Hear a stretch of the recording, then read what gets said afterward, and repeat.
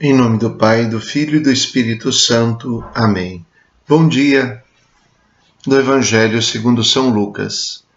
Naquele tempo, Maria disse: A minha alma engrandece o Senhor, e o meu espírito se alegra em Deus, meu Salvador, porque olhou para a humildade de sua serva. Doravante todas as gerações me chamarão bem-aventurada, porque o Todo-Poderoso fez grandes coisas em meu favor. O seu nome é santo, e sua misericórdia se estende de geração em geração a todos os que o temem.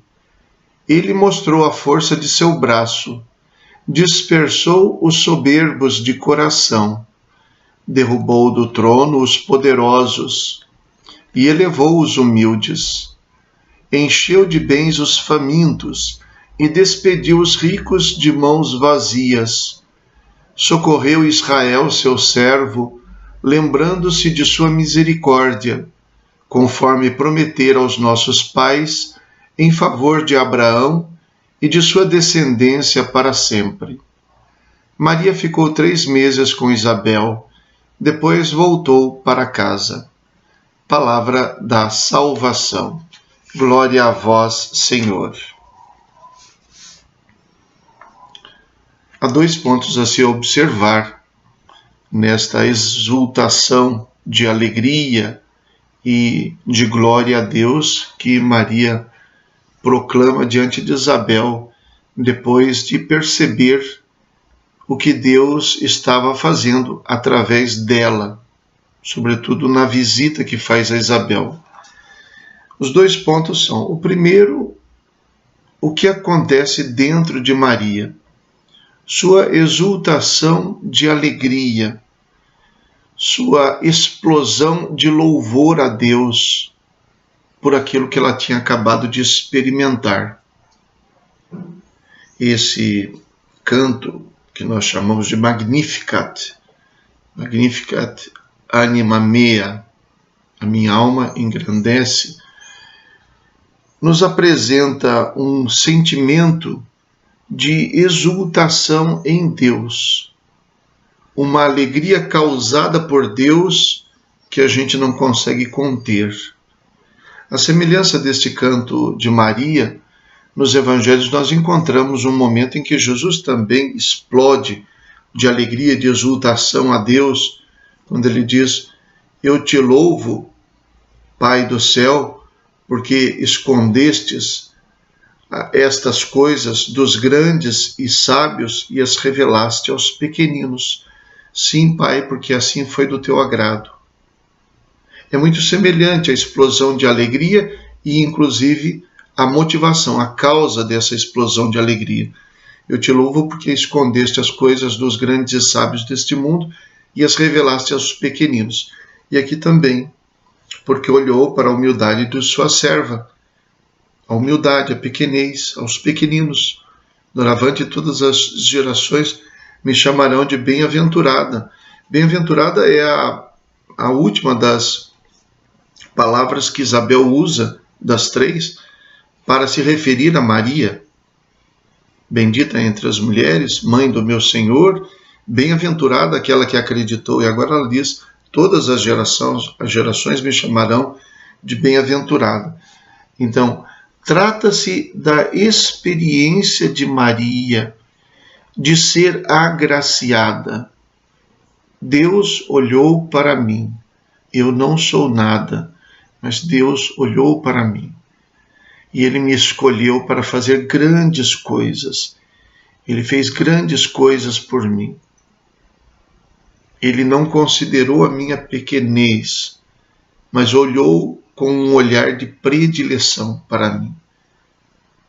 Quem de nós não exultaria de alegria e não se expressaria em louvores cada vez que sentisse o olhar do Onipotente, do Todo-Poderoso voltado para a sua pequenez?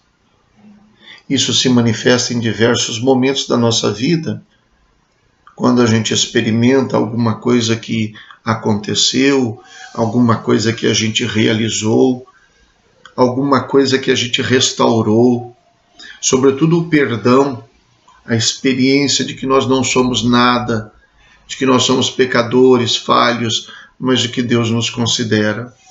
Então, esse é o primeiro ponto. O segundo ponto é a motivação, a causa. E a causa é uma inversão de expectativas. Como diz Jesus em outra parte do Evangelho, escondeste essas coisas dos grandes e sábios deste mundo, revelaste aos pequeninos, porque assim foi do teu agrado. Então, todas as palavras, as expressões que mostram que Deus elevou os humildes e que Deus colocou abaixo os prepotentes. Então, como, por exemplo, ele mostrou a força de seu braço, dispersou os soberbos de coração, derrubou do trono os poderosos, encheu de bens os famintos, despediu os ricos de mãos vazias. Socorreu Israel, lembrando-se de sua misericórdia.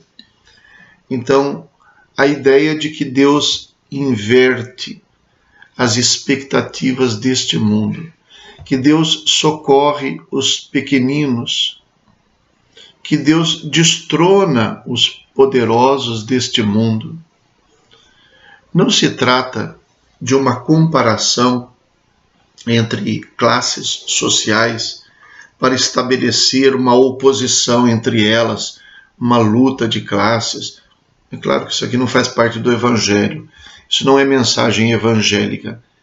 Porque quando a gente diz que Jesus veio para os pobres, e São Lucas acentua muito isso, veio para os pequeninos, veio para os pecadores. Com isso, nós não estamos dizendo que ele escolheu o grupo dos desfavorecidos neste mundo para dizer estes são os bons e os outros não servem. De maneira nenhuma. A ideia que está por trás é que ele veio para todos. Mas para mostrar que ele veio para todos, ele veio primeiro para os excluídos deste mundo. E o raciocínio é, se até os excluídos deste mundo são buscados por ele, o que não dizer daqueles que não são excluídos? Se os pecadores são considerados, o que não dizer daqueles que não cometem pecados? Só que para isso é necessário que estes que estão do outro lado não se sintam agredidos por Deus, porque Deus parece que escolheu os pequeninos. É preciso que haja um passo a mais para que aqueles que não pecaram compreendam que não pecaram por graça, que não são melhores do que os outros, para que estes que são aparentemente de um grupo que não faz parte dos pecadores, é preciso que este grupo também se alegre, também exulte de alegria com a inversão de valores, com a inversão de expectativas. Se ele se torna salvação para quem não tinha mais esperança, como ele não será salvação para quem tem esperança, para quem vive bem? Então é necessário perceber que esta inversão de expectativas é para mostrar que a lógica de Deus se sobrepõe à lógica humana. E é preciso que nós também sejamos capazes de nos submetermos a esta lógica, de também exultarmos de alegria. A minha alma engrandece o Senhor, meu espírito exulta de alegria, porque ele olhou para a humildade, para a minha humildade. Eu não sou nada. Por mais que eu não me considere pecador, eu não sou nada. É preciso que eu me alegre como Jesus. Eu te louvo, Pai do céu e da terra, porque escondeste essas coisas dos sábios e grandes deste mundo e as revelastes aos pequeninos, porque assim foi do teu agrado. E eu também me alegro com isso. Então, os dois pontos do Magnificat para nós nos mostram a nossa explosão de alegria diante da consciência do olhar de Deus para nós.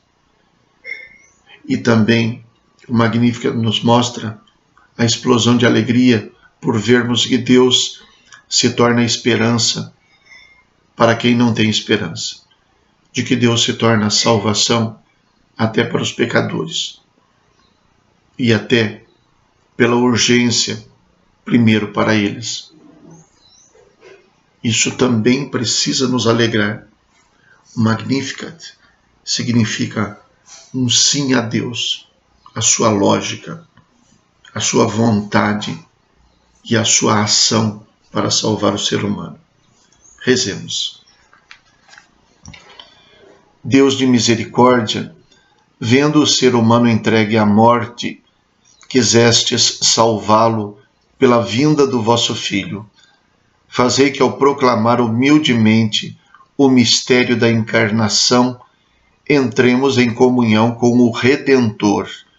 Por nosso Senhor Jesus Cristo, vosso Filho, na unidade do Espírito Santo. Amém. O Senhor esteja convosco. Ele está no meio de nós. Abençoe-vos Deus Todo-Poderoso, Pai, Filho e Espírito Santo. Amém. Bom dia. Fiquem com Deus.